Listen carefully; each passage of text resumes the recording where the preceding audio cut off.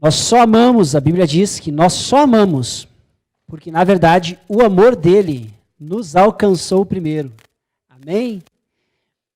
O amor dele nos alcançou e por isso nós estamos aqui, e por isso nós também queremos ouvir uma palavra do Senhor para nós nessa noite.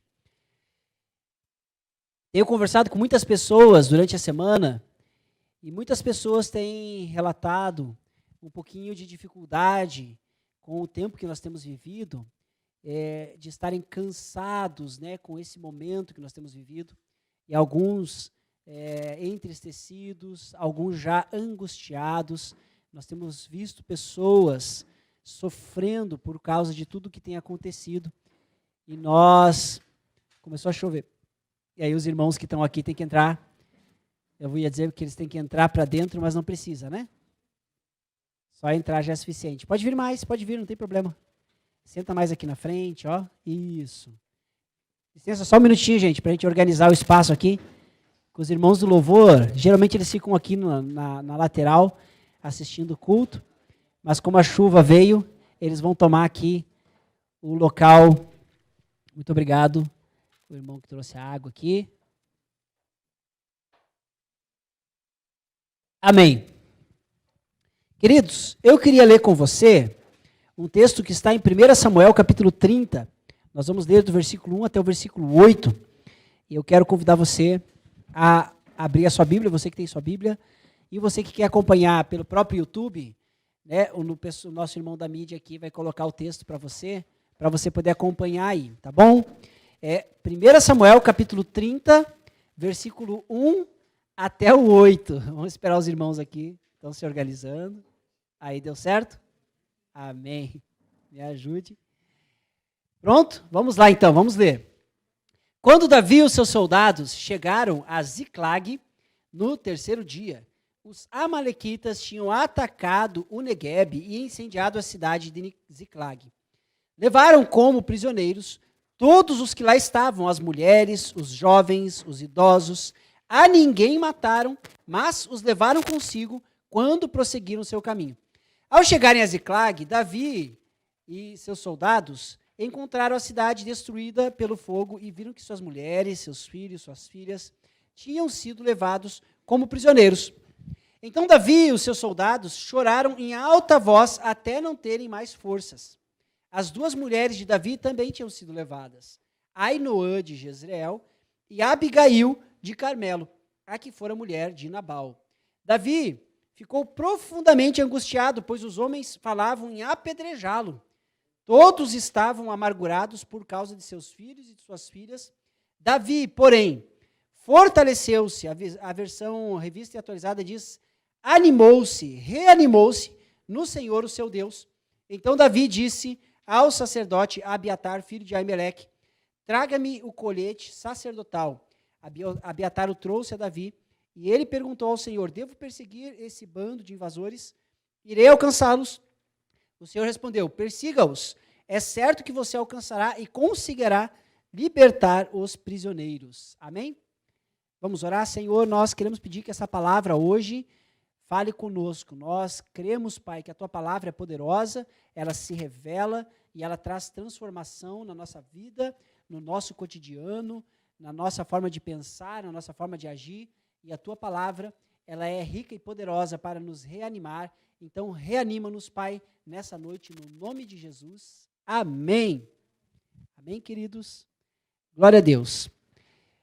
Esse texto, eu tenho pensado sobre essa questão do ânimo, porque, como eu disse, tenho percebido que alguns irmãos, às vezes, ficam um pouquinho desanimados, até nós mesmos, né? Eu e a pastora, diante de algumas circunstâncias, às vezes nós ficamos desanimados, naturalmente o ser humano fica desanimado. E aí, eu estava orando hoje de manhã, e lendo a Bíblia, e aí esse texto me raiou aos olhos, se iluminou a minha presença. E agora, eu gostaria de compartilhar, então, um pouquinho desse texto com vocês. Essa é uma história conhecida, na verdade, né? Uma história que inclusive, eu acho que eu já preguei sobre essa história uma vez, aqui na igreja, mas o que está acontecendo? O Davi ele estava fugindo de Saul porque Saul queria matar ele. Davi era o próximo rei do povo de Israel, e no momento Saul era rei. Então, Saul queria matar Davi para garantir que Davi não se tornasse o rei, porque Davi era extremamente famoso. E Davi então foge, e Davi ele vai se esconder entre os filisteus. E aí Davi vai até uma cidade chamada Gate, e nessa cidade ele se apresenta ao rei, e o rei dá uma cidade para o Davi morar, e o nome dessa cidade era Ziclag, que é onde o Davi então foi morar, e junto com o Davi, todos aqueles que a gente já falou também, que ficavam com o Davi dentro da caverna, que eram os marginais, os quebrados, todo aquele que não prestava, era o que tinha ido lá com o Davi.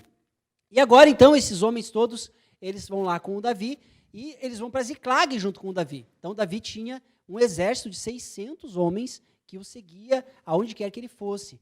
E agora havia guerra entre os filisteus e Israel, e o Davi, como estava morando com os filisteus, ele, pessoal, vou lá e vou ajudar os caras na guerra. E Davi foi junto com os filisteus para guerrar contra o povo de Israel. Só que o que acontece é que os filisteus olham assim para Davi, porque não é do Davi que tinha uma música que dizia, que Saul matou milhares, mas Davi matou 10 milhares. Eu fico imaginando como que era a música, Tu tchá tchá, tu tchá tchá, tu tchá tchá, Saul matou milhares, Davi os tchá tchá, tchu tchá tchá. Não era assim, com certeza não. Mas eles lembraram da música, os filisteus lembraram da música. Por quê? Porque a música falava deles, eles não eram nem Davi nem Saul, eles eram os milhares que eram mortos, Então, é uma música que a gente não esquece facilmente, Dizendo que você é morto por alguém, Ou seja, que o seu povo está sendo morto. Não é desse Davi aí que essa música falava? Não é um Davi esse aí estava nas primeiras das paradas, Tocando em toda a rádio. Então, eles assim, não, esse Davi não vai lutar com a gente, porque quando a gente estiver no meio da batalha, o Davi vai virar as costas e ele está no meio da gente aqui, ele começa a fazer um morticínio, daí a gente está lascado. Então, não, Davi não vai com a gente. E aí o Ax, que era o rei de Gate, ele chega para Davi e fala, Davi, desculpa aí, cara, mas não vai rolar, porque o pessoal não deixou. Então, você vai ter que voltar para casa. Aí o Davi fez aquela cena, O que eu fiz? Eu tenho andado diante de ti com inteireza de coração, Pode julgar o meu caráter, fiz alguma coisa que merecesse isso? Não, vai para casa. Eu vou para casa, Então, Davi, então, fez parte da quarentena de Davi, Teve que ir para casa também, ficar em casa enquanto o pessoal estava brincando de briga. Aí, Davi volta para casa e diz que no terceiro dia ele chegou, então eles demoraram 3 dias de caminhada para chegar em casa. Então, era longe a casa dele, era longe a cidade dele, do lugar onde eles foram para a guerra, para a batalha. E quando eles chegam na cidade, a cidade estava toda queimada. Porque os amalequitas, olha o nome dos caras, Amalequitas, é male mesmo. Hoje está forte a unção, gente. Forte a unção.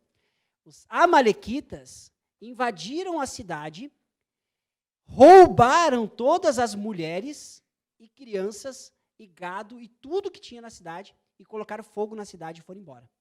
Você já imaginou você sair para o seu trabalho, de boa, quando você volta para casa, sua casa está pegando fogo e sua mulher, ou seu marido, seus filhos, seu carro, o seu cachorro, o seu papagaio foram roubados, Então, você imagina, o que aconteceu? Você fica louco, Aqui a gente chama a polícia, eles não tinham polícia para chamar. E aí eles descobrem que, na verdade, possivelmente alguma pessoa ficou escondida, aquela coisa toda, os amalequitas tinham atacado a cidade e tinham roubado tudo e levado tudo como cativo, como escravo, todas. Você imaginar, eu pensando, o Davi e a Rebeca sendo levados por alguém para serem escravos na casa de alguém. Eu imagino que deve ser pior pensamento, a pior coisa que possa passar pela mente de uma pessoa é pensar que o seu filho foi vendido para ser escravo, no meio de um povo desconhecido. Então, Davi chega e todos aqueles homens com seus filhos todos levados, suas esposas levadas, seus bens levados, eles, da noite para o dia, ficaram pobres. E agora, eles começam a chorar. Diz que eles começaram a chorar até não ter mais força. Eu não sei se você já passou por isso, eu já passei uma vez, de chorar até não ter mais força, de chorar até não conseguir levantar do chão. Quando você vai levantar, você está meio tonto assim, de tanto que chorou. Eles choraram até não ter mais força. E aí diz que eles estavam todos amargurados, todos angustiados, uma situação ruim, uma tribulação muito grande, uma situação de desespero, uma situação calamitosa a situação. Para piorar a situação, se não pudesse piorar, né? Para piorar a situação, os homens, eles começam a conversar entre eles, e falam assim, de quem será que é a culpa de tudo isso que está acontecendo? Assim, a culpa é do Davi. Porque o Davi foi levar a gente para a guerra, e a gente foi e deixou a casa aqui tudo, né, as mulheres sozinhas, e aí aconteceu isso. Gente, vamos apedrejar o Davi. E é o que o texto diz. O texto diz que os homens começaram a pensar em apedrejar o Davi. E aí diz que o Davi ficou angustiado. Eu também ficaria, né? Levemente angustiado. E aí, só que aí agora vem a parte chave desse texto, que é onde as coisas começam a mudar.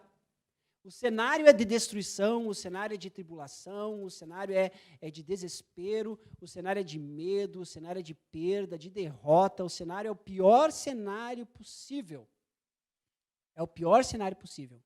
Mas tem uma palavra, uma frase que faz o texto mudar, e aí as coisas começam a acontecer de uma outra forma. Como eu disse, na revista atualizada, que era a versão que eu estava lendo, ele fala que Davi reanimou-se no Senhor. Essa versão que nós lemos fala que ele se fortaleceu no Senhor. E eu queria abordar um pouquinho essa questão de que Davi reanimou-se no Senhor. Por quê? Porque eu percebo que, na verdade, nós estamos chegando numa situação, muitas vezes, mais ou menos semelhante, não semelhante, obviamente não, né, mas no sentido de que está todo mundo angustiado, está todo mundo, né, preocupado, está todo mundo desesperado, está todo mundo solitário, está todo mundo entrando em depressão, está todo mundo sem saber o que acontece, e aí, de repente, parece que as coisas só pioram. Né? A gente costuma dizer, né, que quando você chegou no fundo do poço, você olhou e viu que tinha uma portinha lá que dizia porão. Né? Dava para ir mais fundo ainda do que o fundo do poço. É uma situação que você acha que está... Não, agora não tem como piorar mais. Né? Não tem como piorar mais. E aí, de repente, surpreendidos. Né? É a mesma situação, eu fico imaginando esse povo, né? Ele chega, vê a cidade queimada. Quando você vê a cidade queimada, você já começa a pensar, não, alguma coisa ruim aconteceu. Aí, imagina, você começa a entrar, e aí o seu amigo, que tem a casa mais perto do portão da cidade, entra na casa dele e fala assim, minha esposa, meus filhos, e você já começa, puxa vida. Aí você vê o outro também, minha esposa, cadê? Meu cachorrinho, meu gato. E aí você começa, aí a situação vai se agravando, e você tem aquela ponta de esperança lá no fundo. Que talvez a sua família, que mora lá na última casa, né, eles conseguiram se esconder, que com eles está tudo bem. E aí, quanto mais você se aproxima, vai dando aquele, quando você chega lá, você vê que de fato ninguém ficou para trás. A situação é muito ruim. E aí eu fiquei pensando nessa questão quem são os amalequitas? Os amalequitas é um povo que já falei também, e eu vou retomar um pouquinho para nós entendermos quem é o amalequita. Porque essa situação, ela na verdade é uma situação que diz muito sobre o nosso dia a dia. Os amalequitas, eles são uma parábola, uma exata expressão de quem é o inimigo na nossa vida hoje. Bom, quem é o nosso inimigo? Nosso inimigo é o diabo, certo? E os amalequitas são uma figura do diabo. Por quê? Lá em Êxodo, capítulo 17, depois você pode ler, fica como tarefa de casa para você. Tarefa de casa, né? Olha, está fácil de fazer.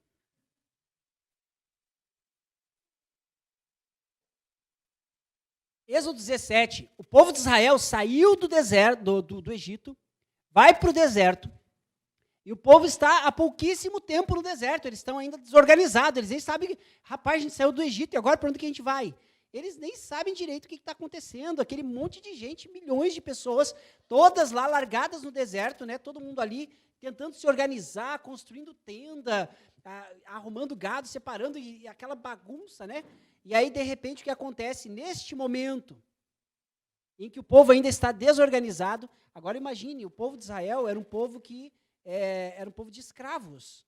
Eles não tinham ferramentas de batalha, eles não tinham espada, eles não tinham arco e flecha, e mesmo que eles tivessem uma espada, eles não saberiam usar, porque eles foram a vida inteira escravos. Agora imagine esse povo no meio do deserto, sem saber lutar, sem saber se organizar, sem armas, sem nada, está lá solto no deserto, e quem que vem atacar eles? Os amalequitas.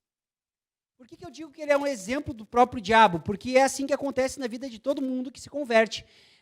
A saída do povo do Egito, ele é também uma parábola da conversão do crente. Nós sempre dizemos, né, o irmão está no Egito. Por que a gente diz que está no Egito? Porque ele está na escravidão do pecado.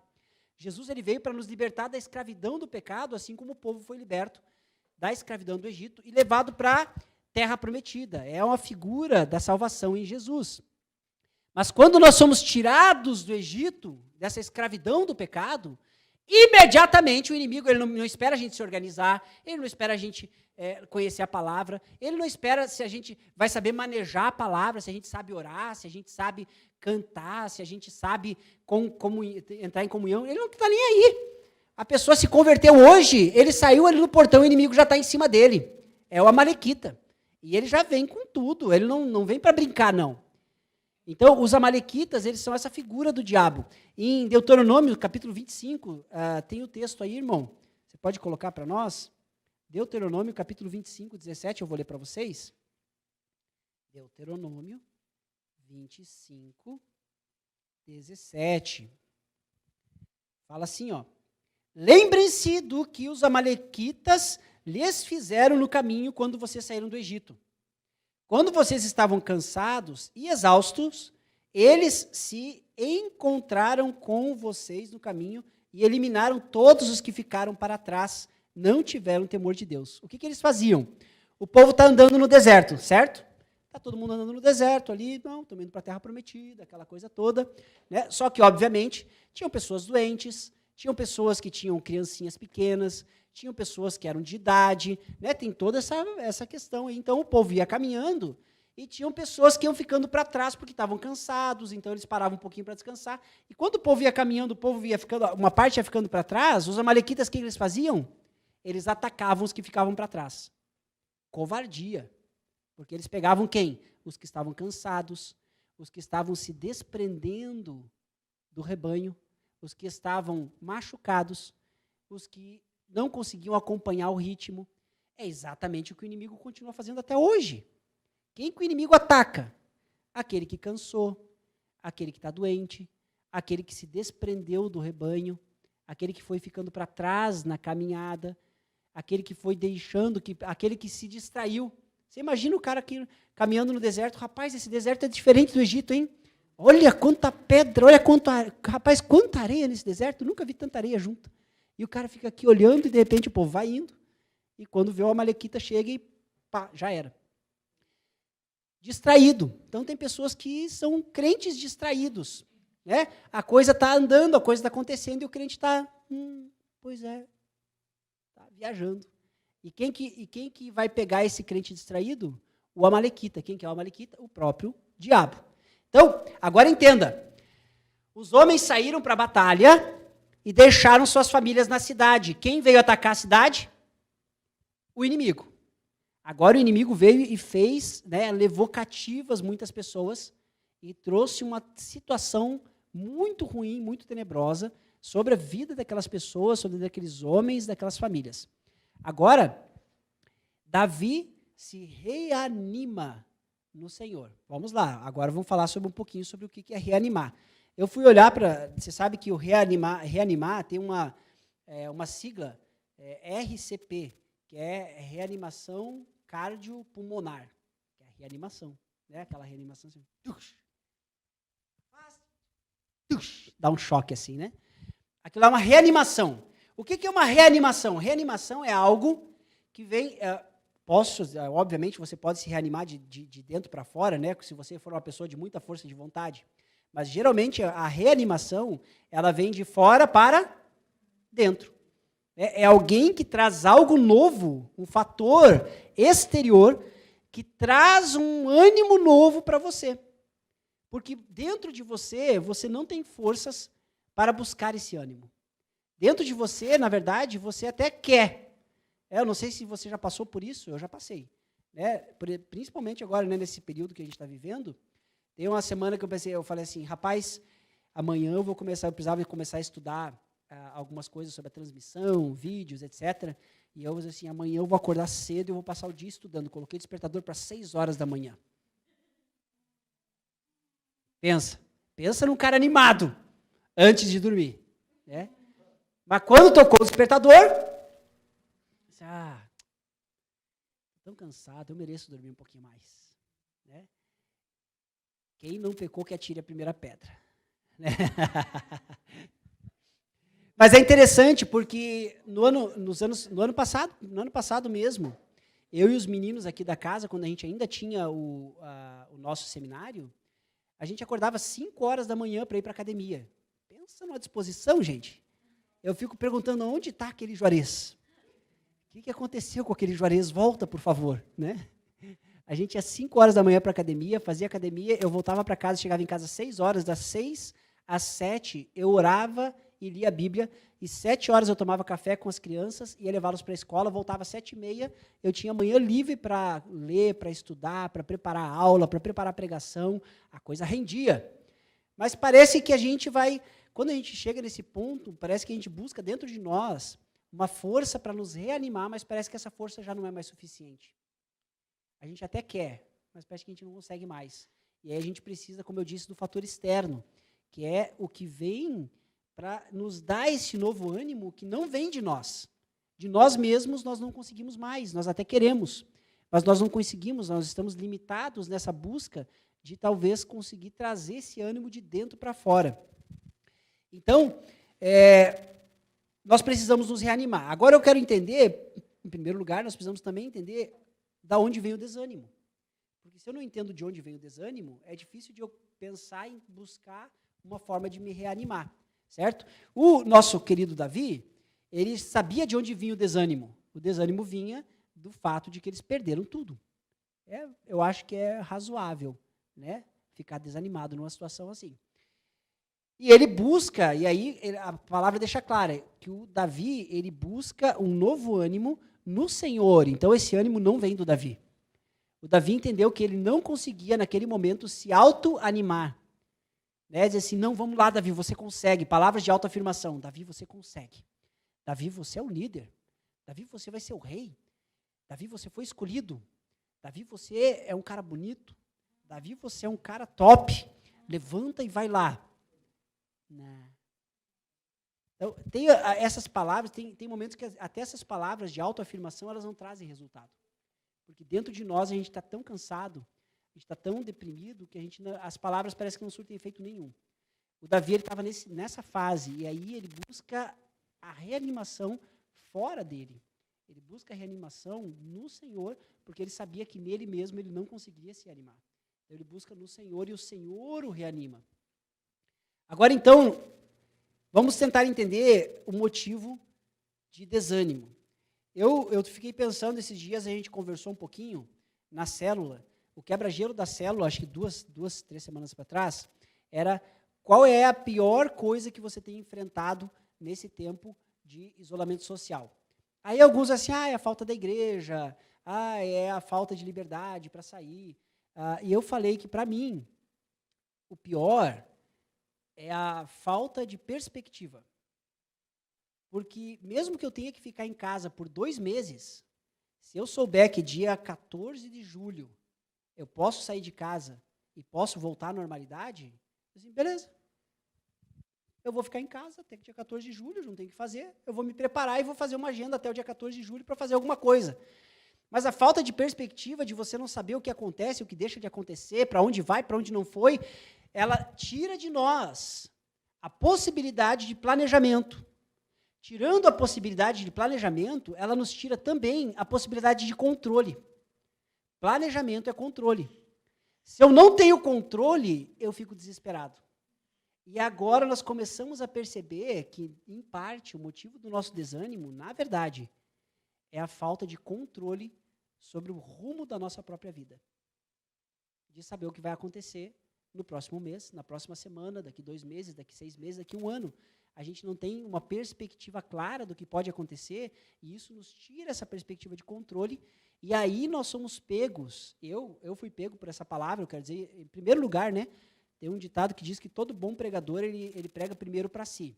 Né? E eu não estou dizendo isso porque eu sou não que eu seja um bom pregador, eu quero ser um bom pregador, então eu começo sempre fazendo a pregação para mim mesmo.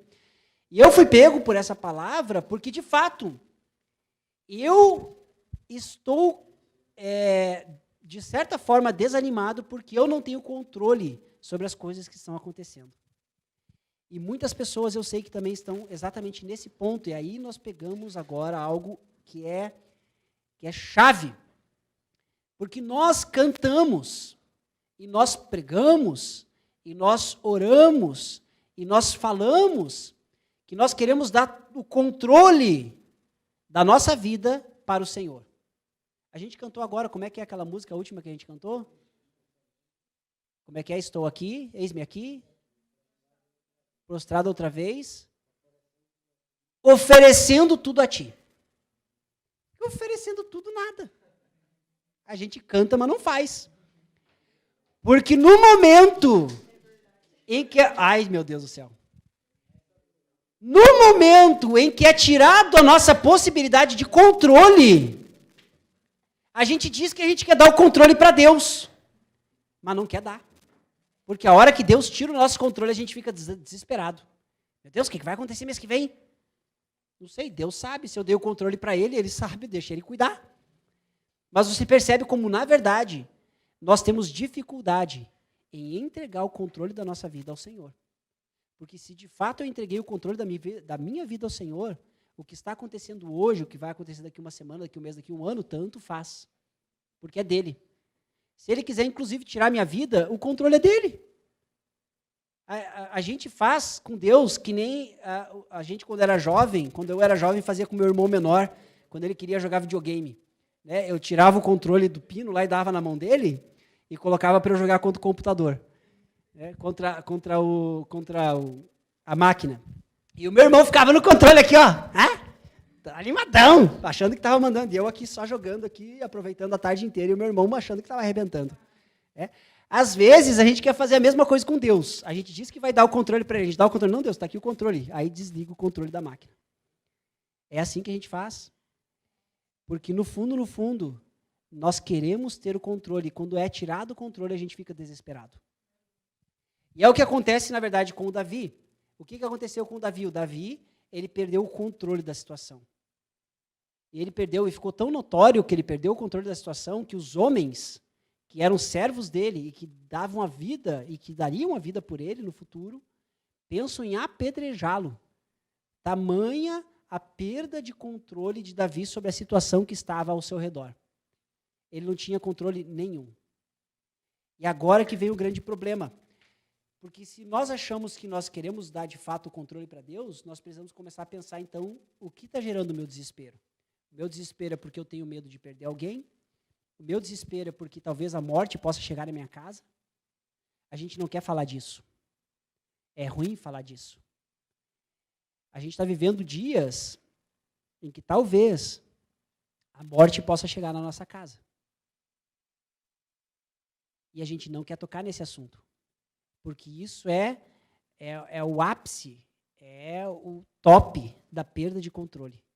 Ou seja, eu posso perder qualquer pessoa por causa de um problema, por causa do que está acontecendo, e eu não tenho controle nenhum sobre isso. E aí que vem o nosso desespero, porque nós estamos com medo de perder, nós estamos com medo de ficarmos nós mesmos, talvez doentes, nós estamos temerosos. E mesmo assim nós dizemos que entregamos o controle ao Senhor. Eu quero ler mais um texto com você, que é o texto de Marcos 4. Esse texto eu prestei atenção hoje, na verdade, uma coisa que esse texto fala, talvez você já ouviu isso, talvez até eu mesmo já ouvi isso, mas hoje, sabe quando eu falei da semana passada, quando a palavra de Deus ela é revelada a nós? Porque a gente pode ouvir uma pregação, e aquela pregação ela pode vir aqui, e a gente pode, não, conheço esse texto, beleza, porque ouviu a pregação. Mas o problema não é só quando a palavra fica aqui, né? Ela precisa ser revelada no meu espírito. E quando ela é revelada no meu espírito, ela traz uma visão totalmente diferente, porque o espírito é que traz aquela revelação. Hoje eu estava lendo esse texto e, de fato, algo novo surgiu a mim. Marcos 4, versículo 38. Marcos 4, 38. Jesus estava na popa, dormindo com a cabeça sobre um travesseiro. Os discípulos o acordaram e clamaram, mestre, não te importa que morramos? Ele se levantou, repreendeu o vento e disse ao mar, aquieta-te, acalme-se.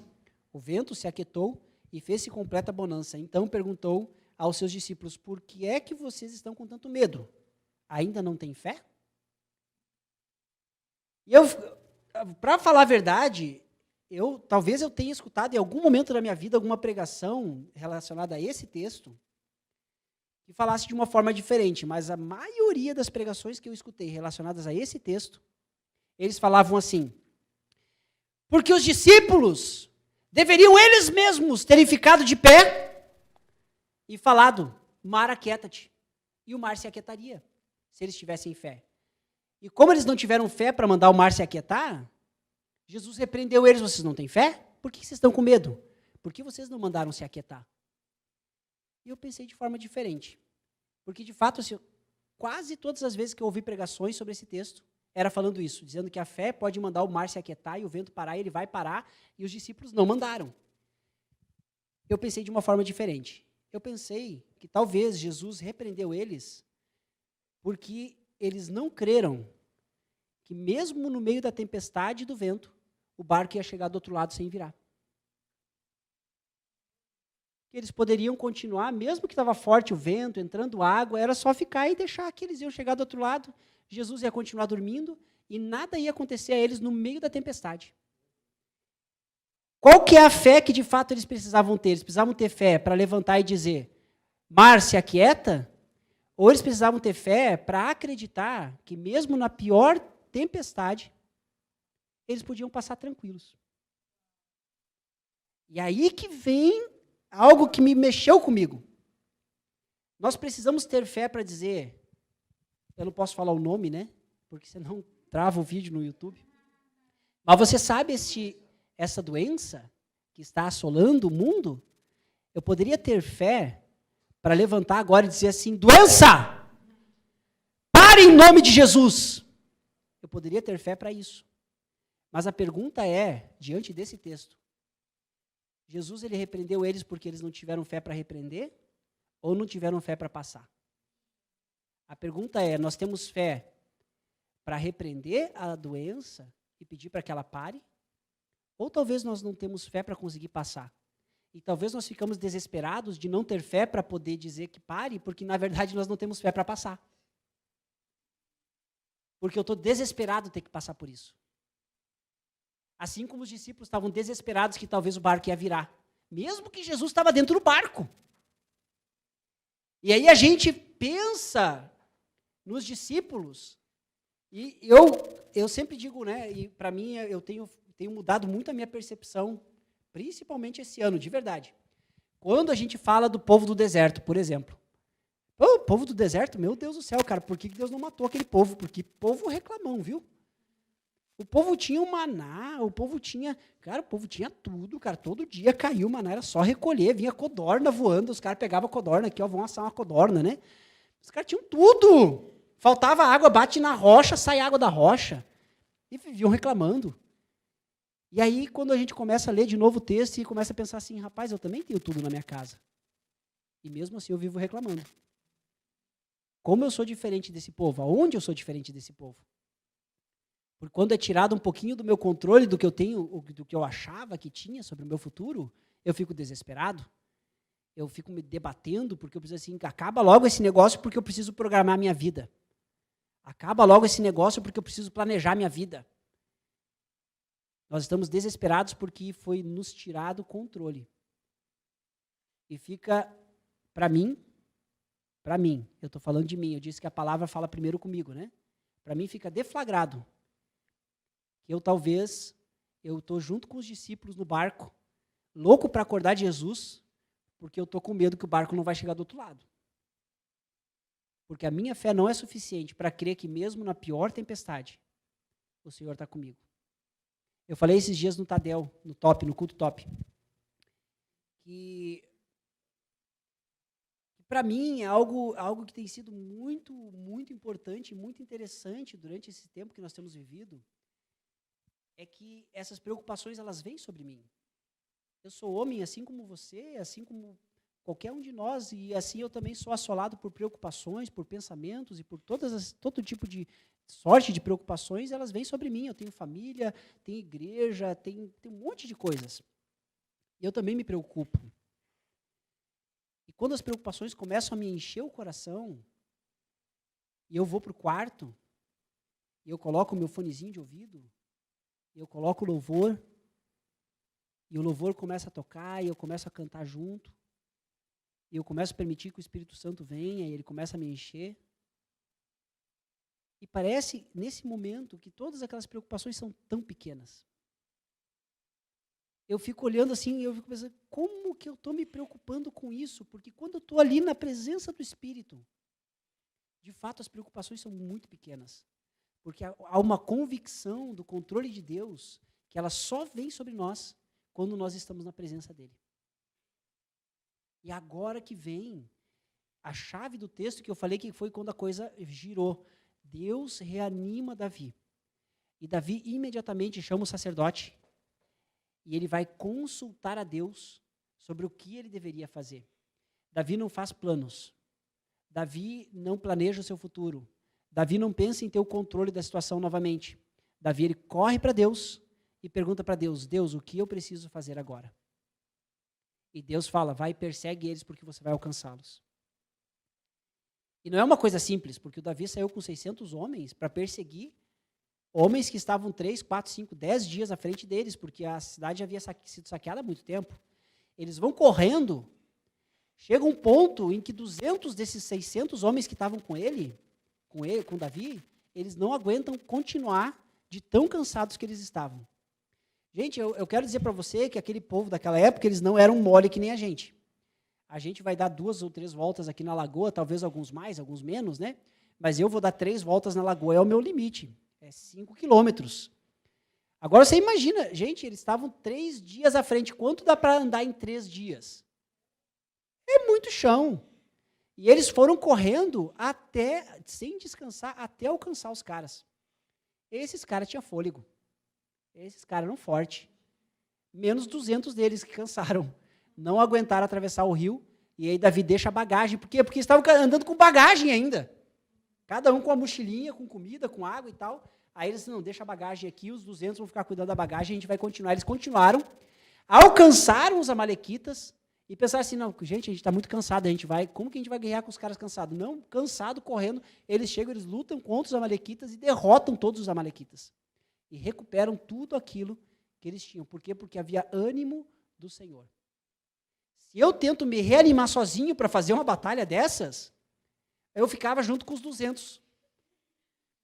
Talvez os 200 nem precisariam ficar com a bagagem. Sabe por quê? Porque bem antes, eu já teria ficado com a bagagem. Hoje, gente, está todo mundo carregando peso, deixa eu ficar com a bagagem, todo mundo, põe aqui, ó, fico com a bagagem dos 600, pode ir embora, vai. Eu levo a bagagem de volta para Ziklag. Eu já tinha ficado muito atrás, por quê? Porque se eu tento me reanimar com algo de dentro de mim, eu sei que não vai dar certo. E muitas vezes eu quero dizer para você, querido, que você não está conseguindo um novo ânimo, porque você está buscando ânimo dentro de você. Você está tentando se auto-animar. Você está tentando dar um choque de dentro para fora. E eu quero dizer para você que o Senhor hoje ele quer dar um choque em você de fora para dentro. Ele quer reanimar você e quer encher você de ânimo novo, mas que você saiba que o controle não está com você, porque a gente acha que vai se reanimar quando a gente adquirir o controle de novo.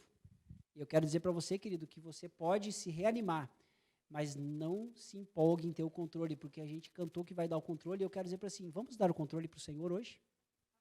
Porque essa é a forma de você se reanimar, quando você entregar o controle daquilo que você tem, daquilo que você está passando para o Senhor, deixar Ele reanimar você, e você buscar nele qual que é a solução para a sua caminhada. Eu falei na semana passada, e essa palavra tem tudo a ver com a palavra da semana passada, que na semana passada nós falamos sobre conhecer o Senhor. E eu falei que para conhecer o Senhor nós precisamos da revelação da palavra. É a mesma coisa que nós estamos falando hoje. Há uma palavra a ser revelada na sua vida, que é uma palavra de ânimo, que vai vir e que vai trazer essa novidade para você, e que de repente você vai dormir triste, mas você vai acordar cheio de energia. E você vai acordar querendo fazer muitas coisas, e você vai acordar se mexendo, às vezes vai acordar cantando, você nem sabe por quê. Vai acordar os outros cantando. Mas por quê? Porque o Senhor reanimou você. Há um ânimo do Senhor que vem sobre nós através do Espírito e através da revelação da palavra. O Senhor quer reanimar você. Mas nós precisamos entender que nós precisamos ter fé Talvez não para mandar parar tudo, mas passar pela tempestade toda, sabendo que Jesus está no barco e que a gente vai chegar do outro lado. E talvez no momento de maior desespero seu, talvez até Jesus mande parar tudo ao seu lado. Diz assim, não, para vento, para mar, deixa ele descansar um pouquinho, né? Amém, amém, pastor, a glória a Deus, é agora, pode mandar, Jesus, pode mandar, é agora mesmo, estou precisando. Né? Talvez Jesus pode até mandar parar tudo, para você poder descansar. Mas o desafio é que nós possamos olhar para essa situação. E Jesus pergunta para eles, por que vocês estão com tanto medo? E ele continua dizendo assim, vocês não têm fé? Eu acho que muitas vezes, eu acho não, é verdade, que muitas vezes nós não temos fé, porque o medo, ele gera desconfiança, o medo gera falta de confiança. Nós só temos medo daquilo que nós não conhecemos. Não é assim que quando a gente vai para um lugar novo, a gente vai entrar numa vila nova, vai entrar num lugar assim que a gente entra meio desconfiado, porque a gente não sabe o que vai ter. Mas depois que você vai 1, 2, 5, 10, 20 vezes, você entra nem dá bola mais. Por quê? Porque você conhece. Nós perdemos o medo daquilo que nós conhecemos. Muitas vezes nós temos medo das situações, porque eu acho que a gente talvez não conheça Deus como a gente deveria. Porque se eu conhecer o Deus que eu sirvo, de verdade, o medo ele não vai estar em mim. Porque a fé ela é gerada pelo tanto que eu conheço a Deus. Lembra, eu falei de novo da semana passada. A fé ela vem pelo ouvir a pregação da palavra, vem por ouvir a revelação de quem Deus é. Com a revelação de quem Deus é, eu conheço Ele. Quanto mais eu conheço Ele, menos medo eu tenho. E quanto menos medo eu tenho, mais fé eu tenho para passar pelas circunstâncias que me cercam, pelas circunstâncias ruins que estão à minha frente. Eu consigo transpô-las quando eu não tenho medo. Quando eu creio que Deus está no controle. E eu quero dizer para você, meu querido, Deus está no controle da sua vida, da sua família, do seu trabalho, da sua despensa, da sua feira, das suas contas, das suas dívidas, da letra, o pessoal chama aqui de letra, né? Da sua letra. Todo mundo sabe aqui o que é letra? Não? É a parcela do carro, né? É a letra. Ó, viu? Agora eu sou um pernambucano praticamente. É a galera mais velha. O pessoal mais novo chama de boleto. Né? Deus está no controle de tudo isso. Ele está no controle. Ele nunca saiu do controle. É que às vezes a gente acha que não está no controle porque a onda vem o vento, e a gente olha e parece que Jesus está dormindo. Deus está dormindo? Você não está vendo o que está acontecendo comigo aqui? Não, ele está ali dormindo porque ele sabe que ele vai chegar do outro lado. A gente pode até se molhar um pouquinho, aquela coisa toda, mas a gente vai chegar do outro lado. Eu quero dizer para você, queridos, a gente vai chegar do outro lado. Deus vai nos conduzir durante esse tempo todo e nós vamos chegar sãos e salvos do outro lado. Nós apenas precisamos crer que Deus está conosco no barco e nós vamos passar por toda essa tempestade e vamos chegar lá, em nome de Jesus. Amém? Glória a Deus. Eu quero orar com você. Quero pedir que você que está em casa feche seus olhos e eu quero orar. Pai, nós cremos nessa palavra que o Senhor nos trouxe nessa noite. Nós cremos que o Senhor está no controle. E nós queremos, como nós declaramos na canção, nós queremos oferecer tudo a Ti. Eu quero oferecer, Senhor Jesus, a Ti, a minha família, a minha casa. Eu ofereço a Ti essa igreja. Na verdade, já é seu. De fato, Senhor, essas coisas já são suas. O que eu ofereço ao Senhor é a minha necessidade de tentar controlar as coisas que eu não posso controlar. Eu quero pedir, Deus, me ajuda a entregar o controle totalmente a Ti e permitir que o Senhor controle a minha vida, controle o meu futuro, controle a minha família, a minha casa e mostrar que o Senhor nunca deixou de estar lá no controle. Nós queremos passar por essa tempestade e chegar do outro lado nós sabemos que o desafio maior não é mandar parar tudo. O desafio maior é confiar que o Senhor está no barco e que nada vai virar esse barco. Que o Senhor está no barco e nós vamos chegar aonde o Senhor está.